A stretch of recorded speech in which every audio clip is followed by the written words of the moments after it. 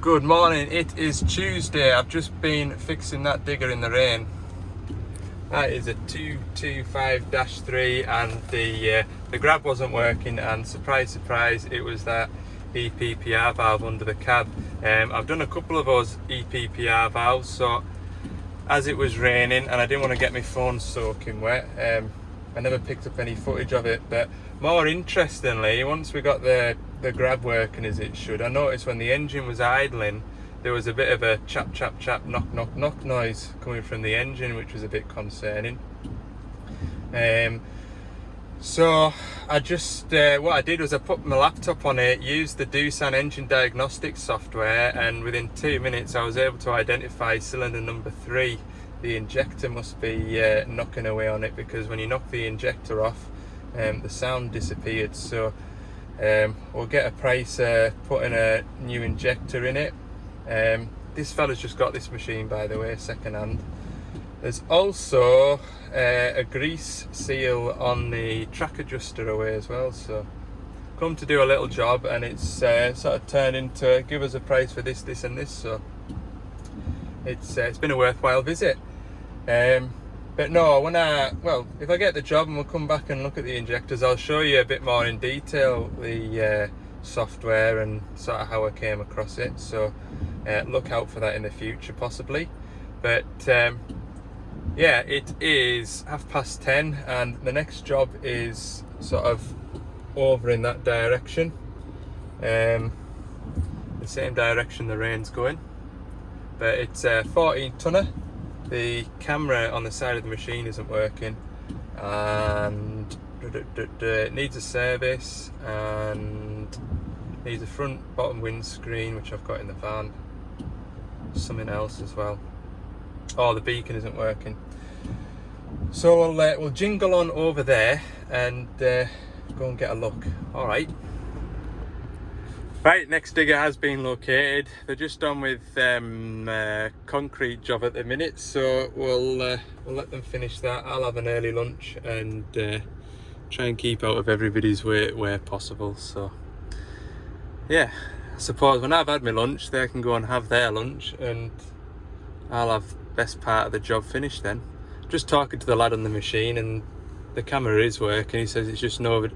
He says it just nobody knows how to turn both cameras on at the same time, so they just presumed it wasn't working. So that's one less job to do. So just a kit glass. I can see that orange beacon's working, so I think it's just going to be a kit glass and a service. So yeah, happy days. Weather's good. Just play the old waiting game. Right, so we're getting somewhere near now. They're going to swap to the little digger once they get the further away bits. They're on with sort of like, what do you call it, like printing block pattern into concrete. So anyway, they're getting close. I'll put my boiler suit on, get everything ready, and I'll jump on that machine and get the service knocked out. Oh, aye, there's 2,000 hour service, so there's plenty to go at in here. Plenty to go at. My word. Anyway, sun's shining, it's not wet, so can't say much further than that, can you? Tell you what, I'm being treated today. I thought I was going to have to sort of work in that area where they were working. They've got concrete wagons coming in and out, and yeah, I thought I was kind of be sort of changing the filter, jumping in the van every 20 minutes, moving it to let wagons in and out. And anyway, they've got it down this little lane here, and I kid you not, there'll be that much either side, and the lads just sailed right through. Good spatial awareness. I was following him down, and I was ready with my hand on the horn, because there's a couple of bits around that corner as well where it's tight, like, I'm not joking, there'd be that much. Anyway, got us down into this field here, and you just cannot complain, can you? Definitely one of the perks of the job is working out and about. Like, I would hate to be sort of stuck in a workshop all day, or stuck in an office or something like that. It's definitely one of the better parts of the job is being out and about like this. Anyway, so everything that we're going to be looking at is kind of sorted. I just need to be servicing it really, give it a good check over. This is the one, if you remember, I came to it one Saturday afternoon, no, Saturday morning. It had that AdBlue fault, and it was the AdBlue injector, so it had excessive AdBlue consumption, and it had that AdBlue injector leaking, and I was a bit concerned that the SCR might have been choked up with sort of like crystallized AdBlue. But anyway, it seems like it's done about 500 hours now without fault. The lad's saying the consumption's back to a tank of AdBlue a week, so yeah, it's always nice to come back to something that you've been at for a fault and you just weren't sure whether or not you were going to see it the next week. So yeah, happy days. Right, I'll get these hubs lined up. In fact, that one there is almost already lined up. Get them lined up and yeah, just potter away in this field. Lovely. So one of my favourite jobs is transporting glass in the back of my van. I've got this front kick window to put in here, and yeah, I have had it where, well, it was the big windscreen on the front actually. I'd been at a job in Kielder Forest, and I had to drive right through the forest on gravel roads, and then on the way back towards Carlisle, my plan was, the thinking behind it, right, there was a cracked windscreen on a digger, and it was to do, and they were still sort of using the machine. I thought to myself, well, if I do that job at the end of the day, then they don't lose any downtime, because the window needs time to bond into the frame, you see. So I thought, if I do it at the end of the day, stick the window in, then it'll set overnight, go to work in the morning, they can work the machine. So that's what I thought I would do. But anyway, my first job was in Kiel, to drive across forestry roads, blah blah blah. Anyway, it was a Friday night, and come to go on, done about 100 odd mile, went to go and fit the window, got it out the back of the van, and right down the centre of it, split in half. I've always been nervous about carrying glass in the back of the van, and to one end you strap it up tight so it doesn't move, but then it hasn't got, you know, it can't flex, or do you just loosely tie it in and then it flops about? Anyway, we'll see if this one's cracked. Looks good. Hooray! Oh, I tell you, that'd have just been a bit of a sour grape for the sort of day that I'm having today, wouldn't it? Right, I'll slide this in and then we'll drop some engine oil out. Right, progress update. I've got my hubs draining, I've got my slew motor draining, I've got my box of jobs to do, and I'm just about to take the fuel filter off. I'm using my filter, not my filter, my pipe clamps. I'll be using my 2 filter pliers, 14mm spanner to let the air out once I've taken the bung off the bottom, to let all the fuel out, 24mm spanner, Milwaukee impact gun, which will have a 19 on for the belly plate and a 17 on to get the hydraulic return filters. And that's about all I'm going to need today, I think. So we'll crack on, we'll get this one done, and get some filters thrown on in here.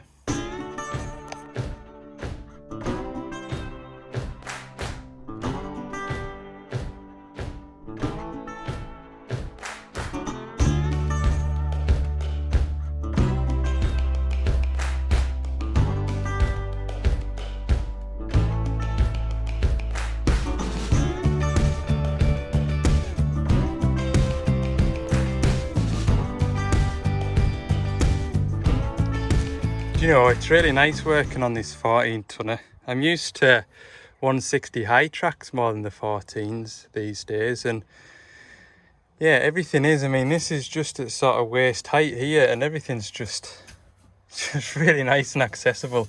You do forget how accessible everything is. I can't get that with one hand, so I'm gonna have to put you down.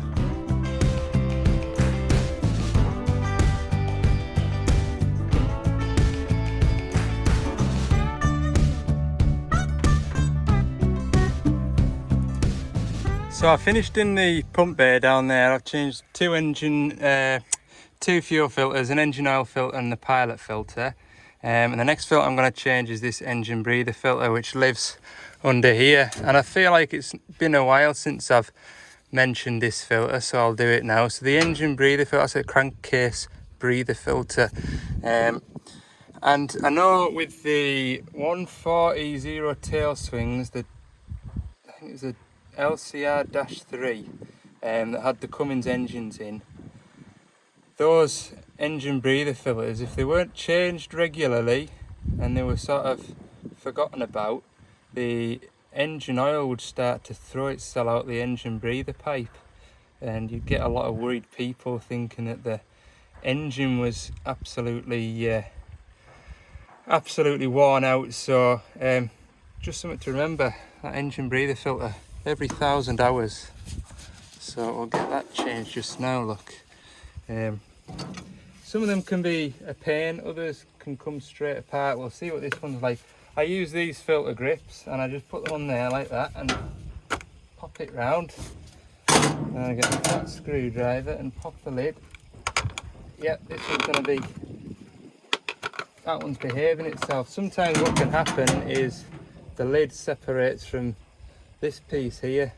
Now all you need to do is get a screwdriver and gently, and I mean gently, pop it out, because it's just a plastic case, and if you leave it too hard you'll crack the case. And pull it out like that. You can see it's well soaked. Pop that in a drum there and then pop the new one in nice and clean. In it goes. Lid back on. There. What I'll do is just give it a little tap. Up there. Make sure it's kind of home. Put these back on and click it shut. Nice and easy. Right, next what I'm going to do, I'll just nip back down to the van.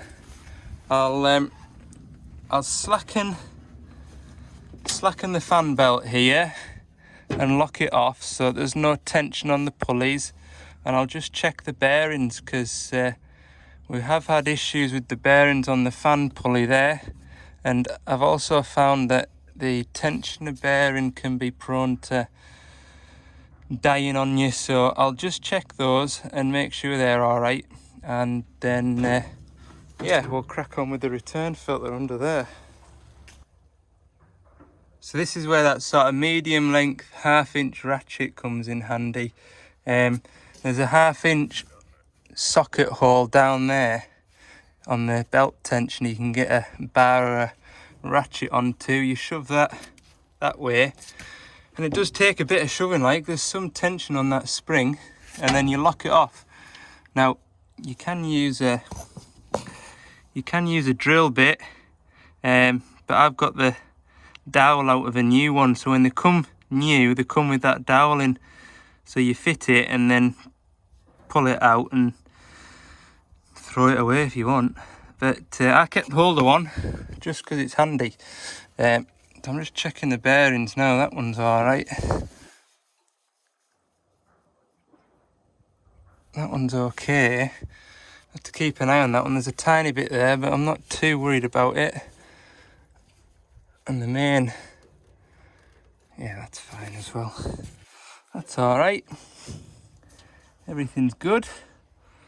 So I'll take the tension off that, which I'll need 2 hands for, so I'll put you down and then we'll get that return filter done. Look.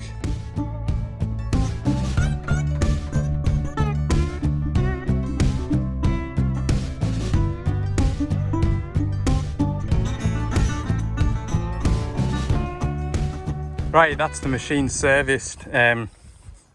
Well, the box of bits to do is empty. I didn't get much filming done after that because I have this earpiece in and people tend to phone you and you feel like a bit of a pillock, don't you, with something like that in your ear, but your hands are free, aren't they, to carry on working away. So get more done of a day. Right, fuel filters have bled up. These Perkins engines have got a nice electric fuel filter, remember, electric fuel pump, so that's nice.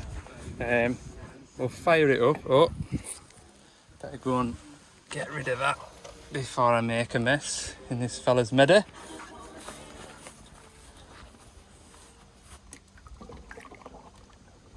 Lovely stuff. Let that empty. Right, yes. Turn this radio off, then I don't get copyrighted. Don't know if that's a thing. Right. First job, we'll reset all these service clocks in the machine state. Filter information, clear. Right, I'll do this for the rest of them because it is tedious doing it, never mind watching somebody do it. So machine's running, just have a walk around. Make sure that nothing's leaking.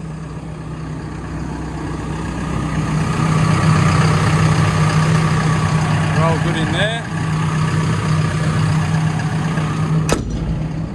Check up here.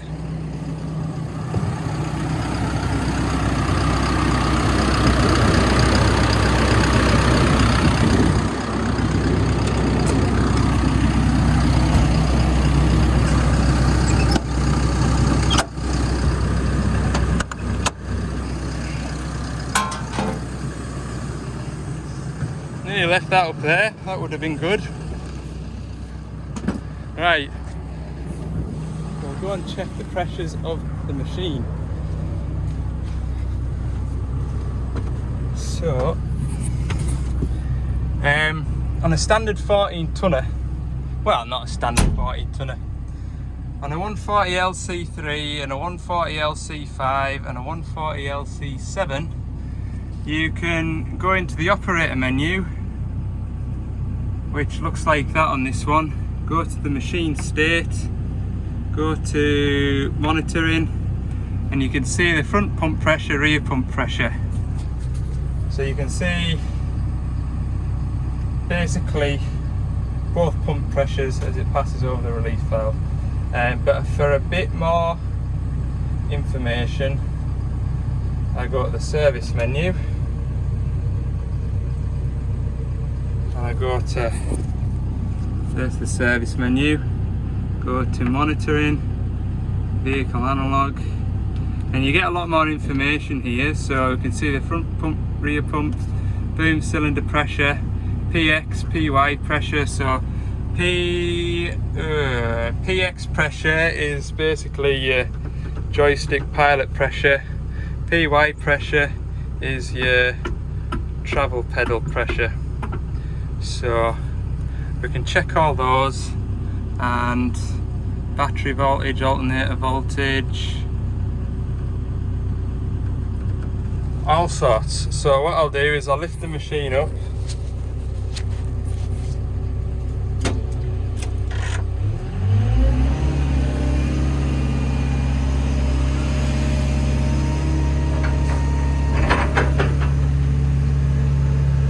Now, to view the pressure for both your pumps, what I find easiest, if you've got the height like we do today, is to hold the dipper arm in over relief. So basically hold this lever right the way back, and we should be looking for about 330 bar.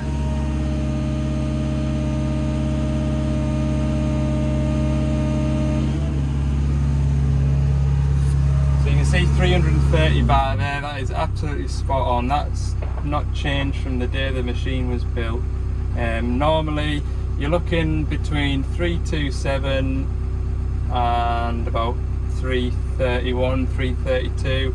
It's somewhere around about there, so that's good. PX pressure, we're looking for 27 bar, and PY pressure, if we had a bucket on and lock the tracks out, we can check the PY pressure for about 40, 41 bar.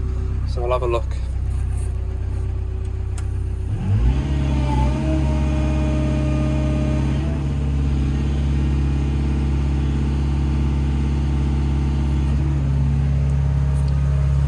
So I'm happy now that all the pressures are where they should be, and everything has been changed on this machine, all the levels are correct. So we'll pack up and clear off. time are we on now? If that clock's right, then it's 2:55. So I'll get back to the yard, chuck all this rubbish out, and that'll be the day put in. Top job.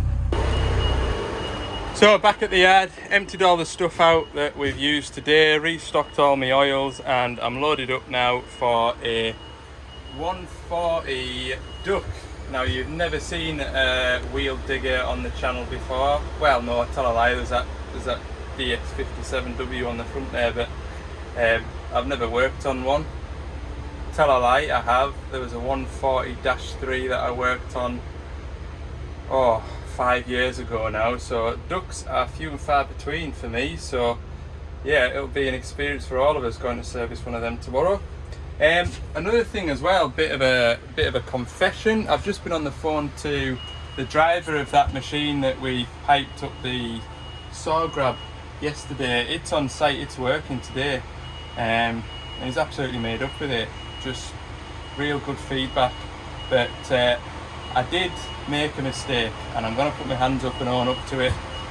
So we were working the saw off the button on the joystick, and yeah, when you want to take a bucket off one of those machines, you flick the quickage switch and you press the right hand button on the left hand joystick and the left hand button on the right hand joystick to unlock the hitch. Now of course I've interrupted that by running the saw off it, so the EPOS couldn't see that button and it wouldn't let him take the attachment off. So after a bit of phone calls this morning, there's a spare button on the right hand joystick, and we've got that saw function swapped from the left hand button to the right hand button. So completely forgot about that when I was putting that machine together, and yeah, I made a bit of a mistake there, but thankfully it was just a 20-minute fix, and there was somebody on site capable of swapping a couple of wires around. So there we go, we do make mistakes, but other than that, good feedback on the machine, and he's dead happy with it. Right, it is 5 to 5. I'm going to just nip in and see Dan about a couple of bits and pieces, and I'm going to head home. So see you in the morning when I'm on my way to this 140 duck. Morning, it's Wednesday morning, and it is 18 minutes past 10, and I would have liked to have been servicing the 140 duck about half an hour ago, but I don't know what's happening. But the traffic is absolutely savage today. I've still got, what's it saying?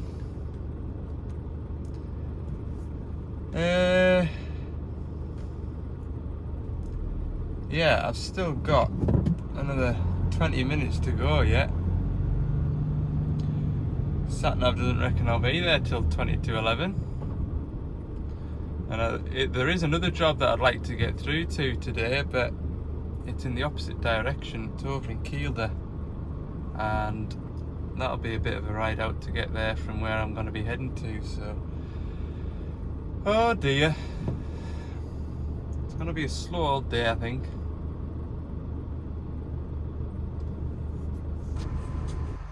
So I've got my duck 140W-5, and yeah, this will be the second time I've serviced a wheel digger ever. Don't get to see many of these, but what I have remembered is to park the machine cross carriage so I can get at the engine oil sump, which I've just drained out already. I know what you have to be careful with is the 140W as the Doosan 6-cylinder engine in, and then the 160 or the 165, I think it's the 165W has got a Perkins engine in. So I just had to be careful when I was picking the filters yesterday to make sure I had the right ones, because I think the 165W is a reduced swing, so there's not enough space on the machine for a big 6-cylinder engine. So yeah, I'm just having a look over it now. I've changed the water and fuel filter just now while the engine oil was draining. Got this filter here, which is the brake pilot, or It's the brake filter. It's not the brake pilot filter, just the brake filter. And then round in this side here where we've got the pumps, I've got pilot filter here, primary fuel filter and engine oil filter. So yeah, all looks good. See, there's a bit of engine oil about the engine, so I'll have an investigation, see if we can see where that's coming from. But aye, it's all new to me, this.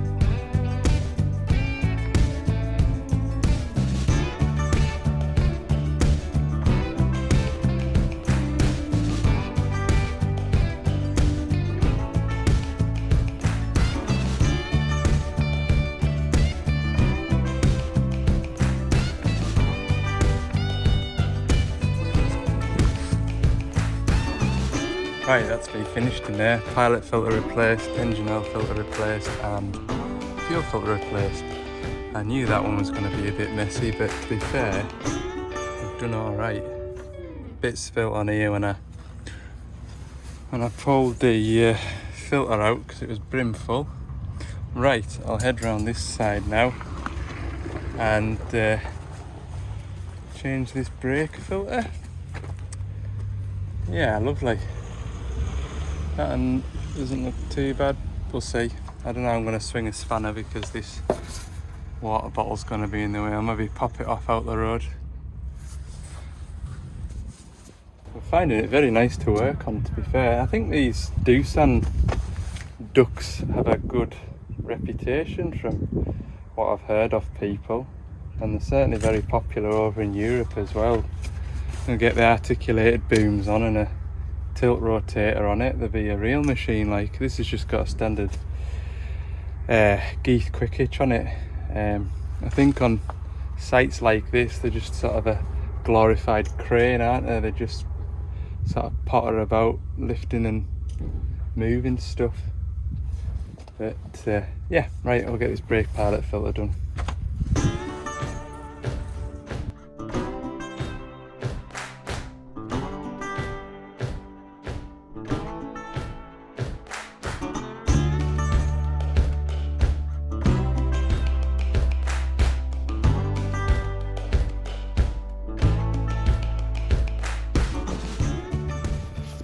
Just done with bleeding the fuel through now. It's been a well-behaved one, this one. It's pumping up really nicely, so I'll give it a few more pumps. I've only got the 2 cab filters and the return filter to do, and it's worked out quite nicely today. So on the way back from here I'll be heading up the motorway, and there's a digger off the motorway that'll track forward but won't track backwards. It's a 14 tonner. That was the boss on the phone just there, so we'll nip in and have a look at that.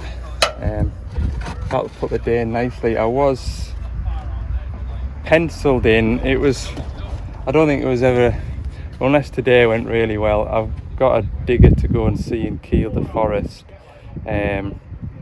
But I mean, the way the traffic was this morning, I was banking on being down here for 9:30, 9:45, and the machine serviced and finished by 11. Well, it wasn't till 20 to 11 till I got here this morning, so it'll be too much of a stretch because it's 2 hours down here from Carlisle, and then when I get back up to Carlisle it's an hour and a half over into Kielder. So yeah, we'll get that first thing tomorrow morning and we'll head up to Kielder. I've also got a service that I can do on the way back from Kielder, which puts a day's work in, so that works out better for everybody. I think saves me doing a lot of running around as well. So Yeah, good. Right, return filter. That's the machine service now. I've just put engine oil in it, about 27 litres. It's worked out nicely. That was a brand new drum, so that went in.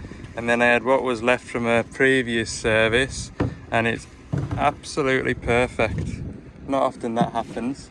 But while I've been up here, noticed in the yard next door, you see these here. I thought that was like the apex of a roof, like an industrial building, but when I've been up here and having a bit of a closer look, you can see it's a propeller for a blooming wind turbine. Absolutely huge. And that'll be for go all the way out to sea over there, look. Huh. You don't realise how big those propellers, are they called propellers? Are they wings? Anyway, you don't realise how big they are, do you? My word. Right. I think we just need to bleed the fuel through, start it up and see where we are from there. Good, we're getting there, we're getting there. Tell a lie, this is a wheeled machine, isn't it? So we've got drive shafts that probably haven't been greased. So we'll just check those drive shafts. Looking over the machine as I've been working on it, a lot of the grease points, I mean even on the blade here, they're fairly well clattered up in grease. So we've got a good operator on the seat. But we'll just double check these drive shafts. They're not looking too bad. Hang on. That one possibly has in the middle. I mean, I know they've been getting grease in there. We'll give them a couple of shots just to make sure. No trouble, is it? 2-minute job.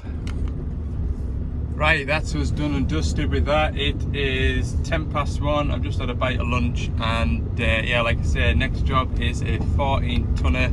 It's an hour and 25 minutes away, but it's an hour and 25 minutes in the right direction. So we'll head on up the road and see what this tracking fault is. Right, I found my digger that will only go forward and won't go backwards, so we'll wait for him to load that dump trailer and we'll go and have a crack. Got the floor mount out of this digger. There's a bit of play in the travel levers here. It is travelling backwards and forwards, but going that way, it says it'll not climb back up that rise there. So I'll pull these pedals apart and pull these rubber gaiters off, and you can adjust the doodads in there, because there's a fair bit of slack in that. This is the travel lever assembly stripped down. So you've got these plungers here, which is just like the plungers that you'd see on your joystick valves there, and they get pushed down. Now, I said to you before, there's a bit of slack in it. There should be a bit of slack, because obviously if one or other of those is permanently pressed down, your tracks will slowly creep forward. But for the amount there was, it was a bit too much. Now, in my experience, I'll go and put these in the van rather than try and adjust them on the machine, because what I'll do is I'll slacken it off. But what I've found is quite often these can shear off, and because they don't get adjusted or moved at all, they kind of seize up in among all the muck, and they can snap. So I have got a contingency plan if they do snap, and if they do snap I'll show you. But yeah, I'll go and pop these in the vise now and free them off. I've sprayed them with WD-40, so fingers crossed none of them break. So what I've done now is I've got them kind of roughly where they want to be. I've refitted the plate and the handles, because the handles is the best way to judge. So if one wasn't adjusted right, you'd have a handle that sort of sat there like that. So I've kind of got it in the right, you know, level. So what I'm going to do is just, this one's loose, this one's perfect. So I'm going to adjust this one up now, so it's nice and level. Just having a go with it just now, so we'll see if we get the thumbs up. It looked alright going up that hill there, like. Thumbs up. We've got the thumbs up. He's spragging round there alright. He said he couldn't sprag round to turn. He'd have to do that a lot more. Yeah, I think he's gonna back down that hill because it was the other direction where he struggled to go up it.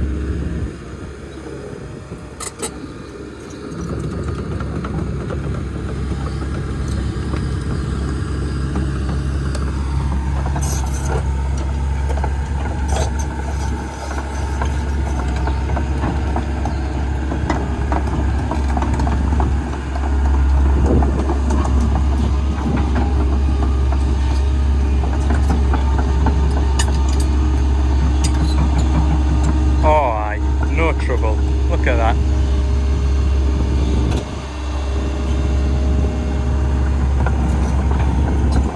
Happy days. Right, we'll get the floor mat back into this digger, and there's an aircon problem we'll have a quick look at as well while we're at it. Right, there we go. That is another job. I like the simple ones. So I'm gonna 4 o'clock, so I'm gonna head back up towards Carlisle and call it a day. Tomorrow I'll get up to Kielder Forest and hopefully a 160 on the way back. That'll be to service. So I'll get back through to Carlisle, load up for tomorrow, empty my waste oil, and that'll be the day put in. So if you haven't already, don't forget, if you've watched this video and you've enjoyed it, give it a thumbs up, give it a like, and for more bits and pieces throughout the week, head over to Ali's Digger Diary, and of course hit that subscribe button. Have a good evening all, and I'll see you tomorrow.